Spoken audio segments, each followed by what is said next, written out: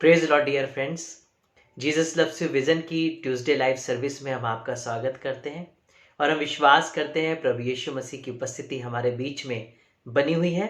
और ये 2020 की लास्ट ट्यूसडे सर्विस है, पर मैं विश्वास करता हूँ कि पूरे साल भर परमेश्वर ने हमें लगातार अपने वचन से आशीषित किया है।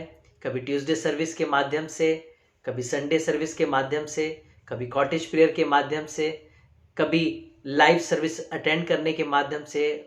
संसार में बहुत से ऐसे स्रोत परमेश्वर ने उत्पन्न किए इस लॉकडाउन में, जहाँ पर हम विभिन्न सेवकों को सुन सके, परमेश्वर के भेदों को, वचन के भेदों को जान सके, और परमेश्वर ने अपनी उपस्थिति से हर एक को भरा है। तो आज आइए हम लोग फिर से परमेश्वर के वचन में जाने से पहले अपने आप को तैयार करते हैं और प्रार्थना करते हैं कि प्रभु यीशु मसीह इस समय हम सबसे रूबरू होने पाए और हम सबसे बातचीत करने पाए। Thank you Jesus. दिल की गहराई से स्तुति करूं, आराधना करूं, तन से और मन से पूरी शक्ति से तुझसे मैं प्रेम करूं। दिल की गहराई से स्तुति करूं, आराधना करूं, तन से और मन से पूरी शक्ति से तुझसे मैं प्रेम करूं। हे प्रभु यीशु, कितना अच्छा है तू, मेरे प्रभु यीशु, सबसे प्यारा है तू। हाँ, हालेलुया, हाँ, हालेलुया, हाँ, हालेलुया, हाँ, हालेलुया। तेरा चेहरा जो है सबसे निराला, उसको मैं हर पल ढूंढूं, तेरे संग रहकर तुझ में खो जाऊं, आत्मा से भरता जाऊं। तेरा चेहरा जो है सबसे निराला, उसको मैं हर पल ढूंढूं, तेरे संग रहकर तुझ में खो जाऊं, आत्मा से भरता जाऊं। हे प्रभु यीशु, कितना अच्छा है तू, मेरे प्रभु यीशु, सबसे प्यारा है तू। हाँ, हालेलुया, हाँ, हालेलुया, हाँ, हालेलुया, हाँ, हालेलुया, हाँ, हालेलुया, हाँ, हालेलुया। हमसे प्यार करने वाले दयालु पिता, प्रभु यीशु मसीह के नाम में धन्यवाद के संग अपने पापों की माफी मांगकर आपके पास आते हैं। जब कुछ समय के लिए परमेश्वर आपके वचन में जाते, आप हम सबसे बातचीत करिएगा, हमें सिखाइएगा। जो भी आज आप हमें सिखाएं, मेरे मुख से जो भी शब्द निकले वो आपकी अगुवाई में हो, और पवित्र आत्मा सारी महिमा आपको मिले। हम पिता पुत्र पवित्र आत्मा का अपना बीच में स्वागत करते हैं और आगे के सारे समय को यीशु मसीह के हाथों में देते हैं। प्रार्थना यीशु मसीह के नाम में मांगते हैं, आमीन। हम विश्वास करते हैं प्रभु यीशु मसीह की उपस्थिति हमारे बीच में बनी हुई है। अगर कुछ भी लोग इस समय लाइव जुड़े हुए हैं तो आप भी परमेश्वर की सेवा को कर सकते हैं। आपका एक शेयर बहुत से ऐसे लोगों तक परमेश्वर का वचन पहुंचा सकता है जो इस समय शायद केवल स्क्रॉलिंग कर रहे होंगे, न्यूज़ देख रहे होंगे या वर्ल्डली चीज़ों में इन्वॉल्व होंगे। शायद आपका एक शेयर उनके आंखों को तुरंत परमेश्वर के वचन की ओर लेकर जाए, और हो सकता है जैसे परमेश्वर मुझसे और आपसे बात करने जा रहा है वैसे उनमें से बहुत से लोगों से बातचीत कर सके। आज का जो मेरा टॉपिक है वो है प्राण देने तक विश्वासी रहना। माय डियर फ्रेंड्स, कितनी बार हम लोगों को सुनते हैं, वो एक बात को बोलते हैं कि जब परमेश्वर मेरे जीवन में ऐसा काम करेगा तब मैं उसके पीछे चलूंगा, या जब वो मेरी जीवन में इस गवाही को बनाएगा तब मैं थैंक्स गिविंग प्रेयर करूंगा।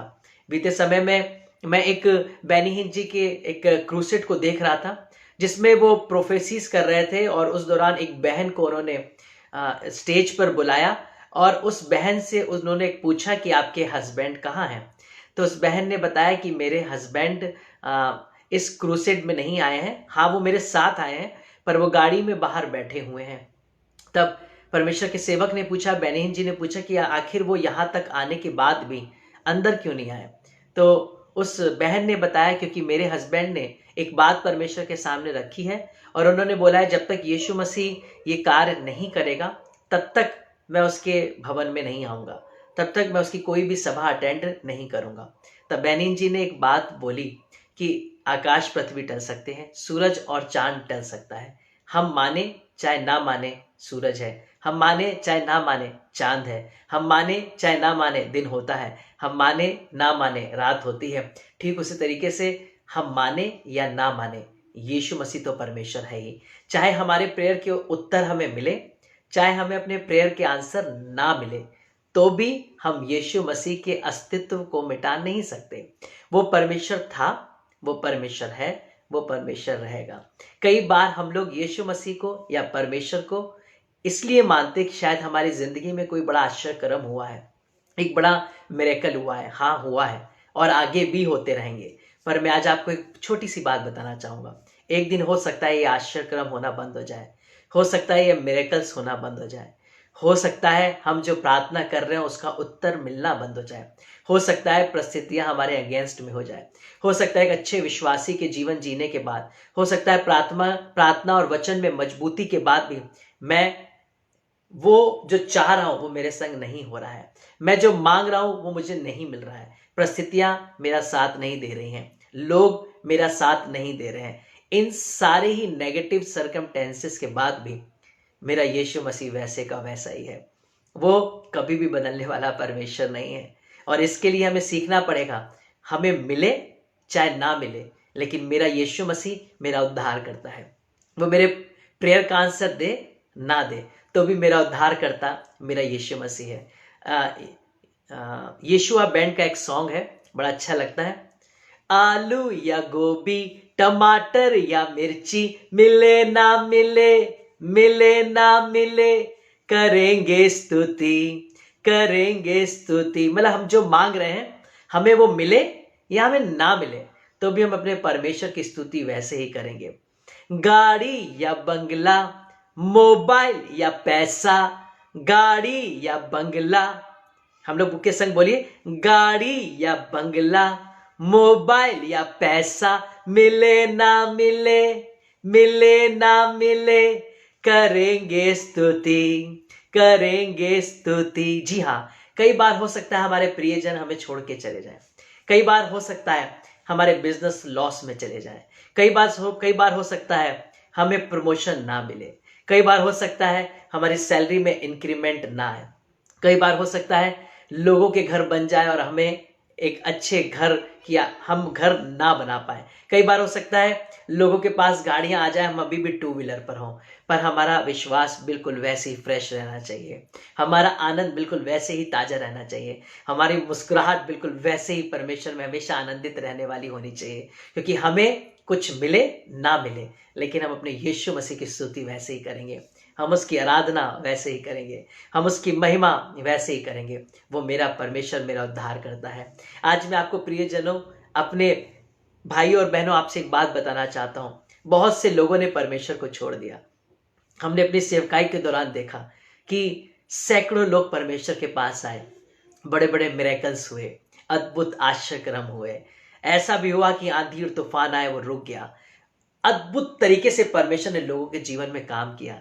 लेकिन जानते क्या हुआ, एक समय के बाद जब वो परमेश्वर में आ गए, जब बहुत मिरेकल उनकी ज़िंदगी में हो गए, अब जब उनको उनकी इच्छा के अनुसार सब कुछ मिल गया, वो वापस चले गए, क्योंकि उनकी जो डिज़ायर थी वो पूरी हो गई। अब वो परमेश्वर के भवन में नहीं दिखते हैं, अब वो संगति में नज़र नहीं आते हैं, अब वो प्रार्थना आराधना में कहीं भी उनसे मुलाकात नहीं हो पाती है, क्योंकि उन्होंने जो चाहिए था उनको वो मिल चुका है। इसलिए आज उनको परमेश्वर की अब आवश्यकता ही नहीं है।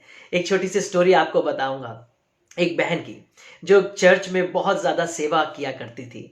वो उस चर्च में सबसे ज़्यादा एक्टिव थी, चर्च में सबसे पहले पहुंचा करती थी, पास्टर की सबसे प्रिय बेटी थी।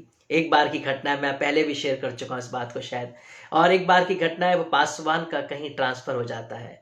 कुछ सालों बाद जब अपने ट्रांसफ़र के बाद वो वापस अपने उसी चर्च में आते हैं, तो सबसे पहले उनकी आंखें उसी बेटी को देख रही होती हैं, जो उस चर्च में सबसे ज़्यादा एक्टिव होती है, जो उस चर्च में सबसे ज़्यादा परमेश्वर के लिए, परमेश्वर के कामों के लिए, साफ सफाई के लिए, सब परमेश्वर के भवन सबसे पहले आने के लिए हमेशा तैयार रहती है। अब वो नज़र नहीं आ रही है, बहुत संडे गुजरते चले जा रहे हैं, पासवान परेशान है, आखिर मेरी वो बेटी कहाँ है, वो बहुत दिनों से मुझे नज़र नहीं आ रही है। इसलिए उन्होंने चर्च के पुराने विश्वासियों से पता किया, और उनको पता चला कि पास्टर साहब उसकी शादी हो गई है, और वो इसी कैंपस में, इसी चर्च से 4 गली आगे एक परिवार है जहाँ पे उसका विवाह हुआ है। आप जाकर उससे मुलाकात कर सकते हैं। पास्टर बड़े दिल से, बड़े प्रेम से भरकर उस बेटी के पास पहुंचे। उन्होंने उस घर को नॉक किया, और जैसे ही नॉक किया, उस बेटी ने गेट खोला। पास्टर का दिल आनंद से भर गया, क्योंकि काफ़ी सालों के बाद, ट्रांसफ़र होने के बाद, आज वो अपनी आत्मिक बेटी से मुलाकात कर रहे थे। बेटी भी बड़ी खुश हो गई। उसने पास्टर को अपने घर में इनवाइट किया, और जैसे ही वो पास्टर घर के अंदर आए और उन्होंने देखा कि बेटी का घर बहुत सुंदर है, वो करोड़पति की तरीके से उसके घर में सारी आशीषें थीं। जब उन्होंने एंटर किया, उन्होंने देखा 3-3 4-4 गाड़ियाँ खड़ी हुई थी, और उन्होंने देखा कि वो बेटी एक बहुत रिच फैमिली में गई है, और उन्होंने अपनी बेटी से बोला, परमेश्वर ने तुम्हें तुम्हारी सारी सेवा का आज प्रतिफल दिया है। देखो परमेश्वर ने तुम्हें कितना संपन्न किया है, तुम्हें कितना आशीषित किया है। उसने कहा, हाँ पास्टर जी, आज मेरे पास सब कुछ है, मेरे पास गाड़ी है, मेरे पास बंगला है, आज मेरे पास सारी ब्रांडेड सारी चीज़ें हैं, वर्ल्ड की सबसे बेस्ट एंटिक चीज़ें मेरे घर में पाई जाती हैं, क्योंकि मेरे हस्बैंड एक बहुत बड़े बिजनेसमैन हैं, उनकी करोड़ों में डील्स होती है, और मैं एक बहुत रिच फैमिली में आई हूँ। पास्टर को बड़ा अच्छा लगा कि जिसने इतनी सेवा टहल की परमेश्वर के भवन की, आज वो इतनी ज़्यादा संपन्न है। और उन्होंने बोला, बेटी अच्छा ये बताओ, ये सब तो छोड़ो, मुझे बहुत अच्छा लगा, लेकिन तुम ये बताओ कि तुम चर्च क्यों नहीं आ रही हो।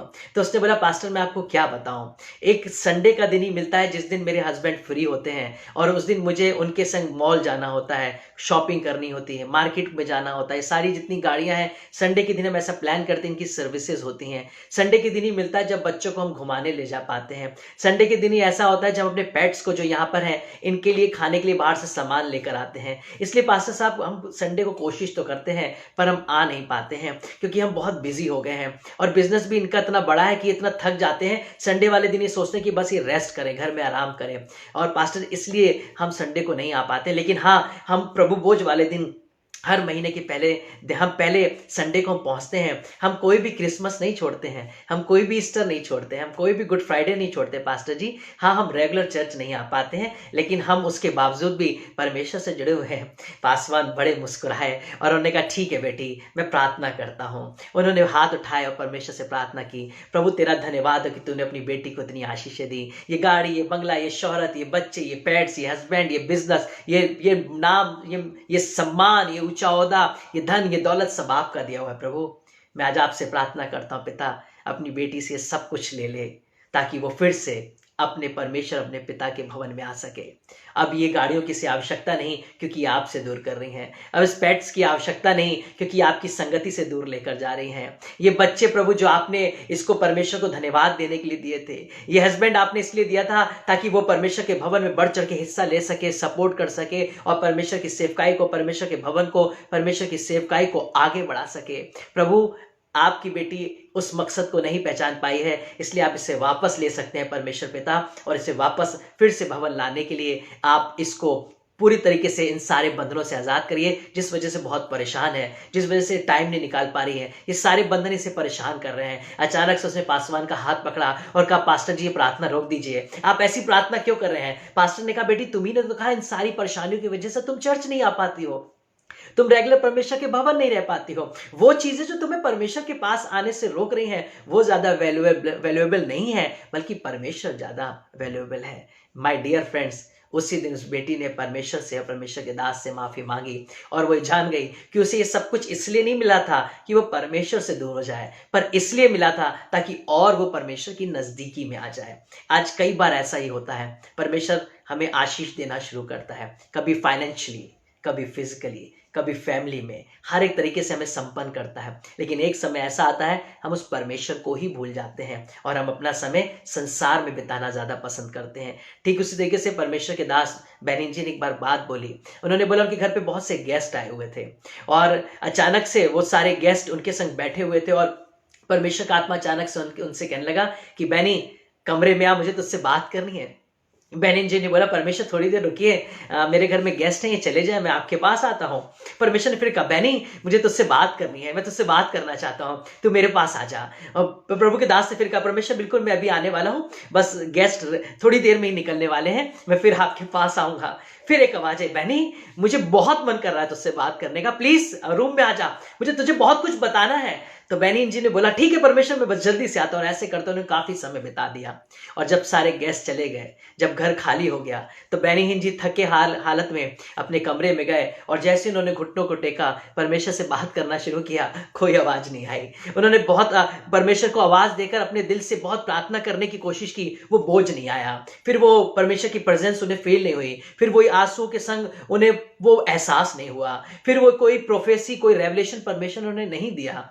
अगले दिन सभा में बेनिहिन जी पहुंचे, लाखों की तादाद में लोग आए हुए थे, पूरा पूरा स्टेडियम भरा हुआ था, एक जगह भी पैर रखने की जगह नहीं थी। और उस दौरान बेनिहिन जी ने बताया कि एक भी मिरेकल नहीं हुआ, एक भी हीलिंग नहीं हुई, परमेश्वर ने मुझसे बात ही नहीं की और मैं जैसे खाली लोग आए थे, जैसे मैं खाली गया, वैसे हम वापस आ गए। और उन्होंने बोला कि उस रात को परमेश्वर मुझे इसलिए बुला रहा था ताकि इस क्रूसेड में परमेश्वर जो करना चाहता था वो मुझ पर रिवील करना चाह रहा था। कई बार हम अपने परिवार को ज्यादा महत्व देते हैं, मैं ये नहीं कह रहा कि आप महत्व ना दें, पर परमेश्वर से ज्यादा मत दें। अपने बिजनेस को महत्व देते हैं, परमेश्वर से ज्यादा मत दें। अपनी जॉब को महत्व दीजिए, परमेश्वर से ज्यादा मत दीजिए। अपने बच्चों को महत्व दीजिए, परमेश्वर से ज्यादा मत दीजिए। अपने मोबाइल को आप हमेशा यूज कर रहे हैं, पर परमेश्वर के टाइम को काट कर नहीं। अपनी लग्जरियस लाइफ में, अपनी विशेष, अपनी डिजायर में हम घूम रहे हैं, लेकिन परमेश्वर के समय को काट कर नहीं, उसके स्थान को काट कर नहीं। माय डियर फ्रेंड्स, मैं आज आपको बताना चाहता हूं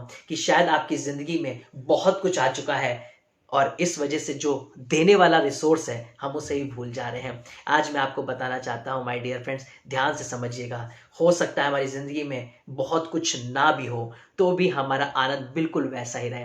ये समय दर समय बदलने वाला ना हो। इसलिए प्रकाशित वाक्य की पुस्तक में उसके दूसरे अध्याय में उसकी 10वीं आयत में हम पढ़ेंगे, उसमें मैं लास्ट का पढ़ रहा हूं, उसमें इस प्रकार से लिखा है, प्राण देने तक विश्वासी रहे तो मैं तुझे जीवन का मुकुट दूंगा। परमेश्वर यहाँ पे स्मुरना कलीसिया से कह रहा है कि तुम प्राण देने तक विश्वासी रहना, तब तुम्हें जीवन का मुकुट मिलेगा। आज हमें पल दो पल का तो विश्वास है, हाँ ये काम हो जाए तो विश्वास है, ये काम नहीं हुआ तो परमेश्वर नहीं है, उसकी सामर्थ नहीं है, उसका लहू मेरी रक्षा नहीं करता है। परमेश्वर है कि नहीं है, बहुत से क्वेश्चन आंसर, बहुत से ऐसे सवाल मेरे दिमाग में काम करने लग जाते हैं और मैं परमेश्वर से दूरी बनाने लग जाता हूँ।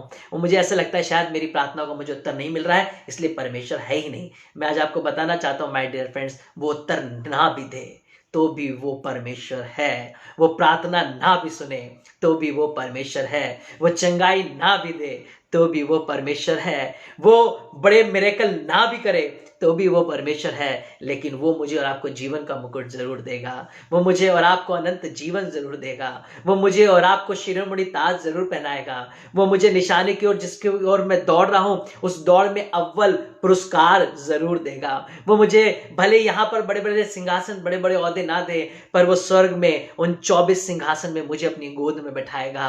वो परमेश्वर मुझे एक नया घर देगा। वो परमेश्वर मुझे अपने प्रेम से भर के रखेगा।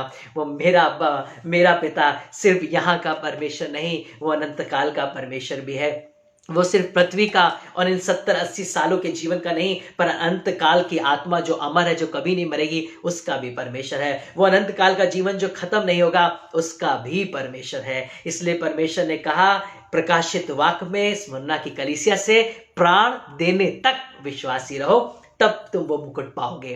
परमेश्वर आज चाहता है कि वो हमें मुकुट दे, वो हमें ऊंचे स्थान पर लेकर जाए, ताकि हम अंतिम श्वास तक हमें कुछ मिले ना मिले, हम अपने विश्वास में अडिग रहें, हम परमेश्वर के पीछे चलने वाली अपनी चाल में मजबूत रहें, हमारे प्रार्थना और वचन की संगति हमें कुछ मिले ना मिले वैसे ही हमेशा धधकती रहे, और प्रभु की महिमा हमारे परिवार से, हमारे जीवनों, हमारे घरानों से सदा होती रहे। आइए हम लोग परमेश्वर के वचन से पढ़ेंगे और हम लोग निकाल लेंगे प्रेतों के काम, उसका 7 अध्याय और उसकी 54 verse to 60 verse. Acts chapter 7 chapter verse 54 to 60 verse. इसमें इस प्रकार से मैं शॉर्ट में बता रहा हूं, स्तिफनुस के बारे में है, और स्तिफनुस के ऊपर पत्थरवाह किया जा रहा है और उसे मारा जा रहा है। जब उसने परमेश्वर का सुसमाचार दिया, लोग उसे मारने पर आ गए, उसकी जान लेने पर आ गए, उस पर पत्थरवाह हो गया, और देखिए कि उसे लोग मार रहे हैं और उसकी जान लेने की कोशिश कर रहे हैं। उसमें पौलुस भी सम्मिलित है, उसके कपड़े तक खींच लिए गए हैं। और उस समय देखिए स्तिफनुस क्या कह रहा है, 59 वर्ष में, वे स्तिफनुस पर पत्थरवाह करते रहे और वे यह कहकर प्रार्थना करता रहा। लोग पत्थरवाह कर रहे हैं और वो प्रार्थना कर रहा है। लोगों की प्रार्थनाएं रुक जाती है जब उन पर परेशानी आती है, लेकिन यहां पर पत्थर पड़ रहे हैं और ये वहां पर प्रार्थना कर रहा है, जी हे प्रभु यीशु मेरी आत्मा को ग्रहण कर, क्योंकि प्रभु ने कहा प्राण देने तक विश्वासी रहे। उसे पता था उसका प्राण छूटने वाला है, इसलिए मैं अपने प्राण को, अपनी आत्मा को परमेश्वर प्रभु यीशु आपके हाथों में देता हूं। उसने नहीं कहा प्रभु एक बड़े भूडोल को लेकर आ, अपने 12 स्वर्गदूतों की पलटन को भेज दे, जितने मुझ पर इस समय पथराव कर रहे हैं इनको दिखा दे तू परमेश्वर है, इनको मार डाल, इनके ऊपर से रथ को निकाल दे। पर वो क्या कह रहा है, प्रभु मेरी आत्मा को ग्रहण कर ले। इसे उस मृत्यु में, उस पीड़ा में, जब इसके प्राण निकलने वाले हैं, उस करहाने में, उस पीड़ा में उसे दर्द का एहसास नहीं, इसे एहसास इस बात का है कि मेरा आत्मा बचेगा कि नहीं, मेरा प्राण कहीं नाश तो नहीं हो जाए। इसलिए वो प्रभु यीशु मसीह से कह रहा है, प्रभु मेरा प्राण, मेरी आत्मा, प्रभु यीशु मसीह मैं तेरे हाथों में सौंपता हूं। यीशु मसीह ने कलवरी क्रूस पर क्या कहा, हे पिता मैं अपनी आत्मा तेरे हाथों में सौंपता हूं। वैसे ही यहाँ पे स्तिफनुस भी कह रहा है, हे प्रभु यीशु मेरी आत्मा को ग्रहण कर। फिर घुटने टेक कर ऊंचे शब्द से पुकारा। देखिए, और जब वो मृत्यु कंडीशन पे पहुंच रहा है तो भी घुटने टेकना बंद नहीं कर रहा है, प्रार्थना करना बंद नहीं कर रहा है, और कह रहा है ऊंचे शब्द से पुकार कर, हे प्रभु ये पाप उन पर मत लगा, और ये कहकर वह सो गया। और जो लोग उसे मार रहे थे, जो लोग उसको पत्थरवाह कर रहे थे, और वो जानते परमेश्वर का प्रियजन कह रहा है, प्रभु ये मुझे मार रहे हैं और मैं मरने वाला हूं, लेकिन ये पाप इनके ऊपर नहीं आना चाहिए, क्योंकि उसने सीखा है कलवरी क्रूस पर यीशु मसीह के उन शब्दों के द्वारा, जब यीशु ने कहा हे पिता इन्हें क्षमा कर, ये नहीं जानते ये क्या कर रहे हैं। ठीक उसी तरीके से जब हम दानियल की पुस्तक पढ़ते हैं 3 अध्याय और दानियल 3 और उसकी 16 और 18 में हम जब पढ़ते हैं, तो शद्रक मेशक अबेदनगो को जब आग के भट्टे में डाला जा रहा था, तो उन्होंने कहा हे राजा, परमेश्वर हमें तेरे हाथों से बचाने की शक्ति रखता है, लेकिन अगर नहीं भी तो भी हम दंडवत नहीं करेंगे। वो मृत्यु को पसंद कर लिया, भट्टे में जाना पसंद कर लिया, और वे जानते थे कि परमेश्वर ने बचा सकता है, लेकिन फिर भी अगर परमेश्वर नहीं बचाएगा तो भी वो पीछे नहीं मुड़ेंगे, तो भी वो परमेश्वर से मुंह नहीं मोड़ेंगे, तो भी वो अपने विश्वास से कॉम्प्रोमाइज नहीं करेंगे, पर प्राण देने तक विश्वासी रहेंगे। ठीक उसी तरीके से दानियल को शेरों की मान में डाला गया। 3 वक्त की प्रार्थना करना जो वो करता था, वो तब भी करता रहा जब उस समय निकला कि कोई भी राजा को छोड़ कोई और दंडवत नहीं करेगा, लेकिन दानियल ने अपने परमेश्वर के सामने झुकना बंद नहीं किया।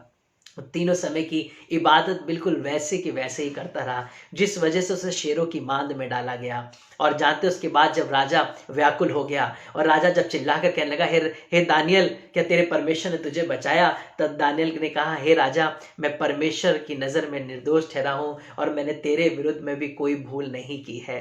माय डियर फ्रेंड्स, शेरों की मांद में जहां पर शेरों से कच्चा चबा सकते थे, वो मरने की कंडीशन में भी अपने विश्वास से नहीं हटा, अपने प्रार्थना के जीवन को उसने स्टॉप नहीं किया, पर वो वैसे ही विश्वासी बना रहा और प्राण देने के स्टेज तक वो अपने विश्वास में मजबूत रहा। आज मैं आपको बस इतना कहना चाहता हूं माय डियर फ्रेंड्स, हो सकता है आग के भट्टे में आप चले जाएं, हो सकता है शेरों की मांद में आप पहुंच जाएं, हो सकता है पत्थर वहां यहां तक हो जाए कि प्राण छूटने वाला हो सकता है यहाँ तक परेशानियां आ जाए कि आपको लग रहा हो मैं नहीं बचूंगा, लेकिन फिर भी मेरी आत्मा सेव है, फिर भी मेरा सेल्वेशन सेव है, फिर भी मेरी स्पिरिट परमेश्वर के कंट्रोल में है, फिर भी मेरी देह आजीवन के लिए अमर होने वाली है, फिर कोई बीमारी और तकलीफ नहीं आने वाली है, फिर कोई परेशानी और दुख नहीं आने वाला है, क्योंकि मेरा जीवन परमेश्वर का है। और हमें अंतिम श्वास तक हर एक को माफ करना है, अंतिम श्वास तक परमेश्वर से पापों की माफी मांगनी है, अंतिम श्वास तक जो आपके विरोध में है, जो आप पे पत्थरवाह कर रहे हैं, जो आपको प्रताड़ित कर रहे हैं, उनके लिए परमेश्वर से हाथ जोड़ के घुटने टेक कर ऊंचे शब्द से परमेश्वर की महिमा करते हुए उनके पापों की क्षमा मांगनी है। और उससे क्या होगा, एक पौलुस तैयार हो जाएगा। स्तिफनुस की इस प्रार्थना ने पत्थर वाह करने वाले लोगों में शामिल जो उनका सरदार था पौलुस, जो पहले शाऊल कहलाता था, जो उसे परमेश्वर ने चुन लिया अपने लिए। हो सकता है आपके विरोधी आपके ताड़ना और आपकी प्रार्थना की वजह से बचा लिए जाएं। प्राण देने तक हमें विश्वासी ठहरना है। मैं विश्वास करता हूं कि ये वचन आज मेरे और आपके जीवन में काम कर रहा है। हो सकता है कोई टूट रहा हो, कोई निराश हो रहा हो, कोई कमजोर पड़ गया हो कि मुझे अब नहीं लगता परमेश्वर मेरे साथ है, क्योंकि मुझे कोई उत्तर नहीं मिल रहा है। पर मैं आपको बताना चाहता हूं, उत्तर ना मिलने का मतलब ये नहीं है कि परमेश्वर आपसे दूर हो गया है। हो सकता है वो मुझे और आपको चेक कर रहा हो कि तुम्हारा विश्वास कहाँ तक है। प्राण देने तक प्रभु में विश्वासी रहना है, और तब मैं आपको बताऊंगा कोई भी परीक्षा आपके ऊपर अडिग नहीं रह सकती है, वो टल जाएगी, क्योंकि आपके विश्वास के द्वारा, राई के दाने के बराबर विश्वास के द्वारा पहाड़ टल जाएगा।